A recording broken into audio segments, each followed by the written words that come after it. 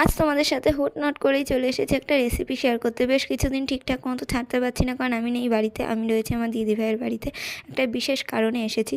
যারা আমার ব্লগ দেখো তারা তো জানোই। আর যাই হোক, এখানে আজকে ও রান্না করে দেখাবে মাছের একটা স্পেশাল রেসিপি, যেটা ওদের শ্বশুরবাড়ির এলাকায় হয়। তো সবার আগে সর্ষে, মানে কালো সর্ষে, সাদা সর্ষে আর হচ্ছে গিয়ে রসুন, শুকনো লঙ্কা, কাঁচা লঙ্কা বেটে নেওয়া হয়েছে। তার মধ্যে একটু দই মিশিয়ে সর্ষের তেলের মধ্যে, যেই তেলে আর কি মাছটা ভাজা হয়েছিল, সেই তেলের মধ্যে মশলাটা দিয়ে একটু নেড়ে চেড়ে কষিয়ে নিয়ে তার মধ্যে পরিমাণ মতো জল দিয়ে দেওয়া হয়েছে। এরপর ভেজে রাখা মাছগুলো দিয়ে দেওয়া হয়েছে। আর যেহেতু আগে থেকে শিওর ছিলাম না যে ভিডিও করবো, হঠাৎ করে বলে নিয়ে ভিডিওটা তোর, তো তাই মাছ ভাজা অনেক ক্লিপ দেখাতে পারলাম না। তো তারপরে দেখো মাছগুলো দিয়ে নেড়েছে উল্টে পাল্টে নিয়ে ওপর থেকে কাঁচা লঙ্কা ছড়িয়ে দিল আর ঢেকে কিছুক্ষণ রেখে দিল। তারপর দিয়ে দিল এর মধ্যে নুন, চিনি, সর্ষের তেল, আর ঢাকা দিয়ে আরও 5-10 মিনিট ফুটিয়ে নিলেই তৈরি হয়ে গেল সর্ষে দিয়ে কাতলা মাছের ঝোল।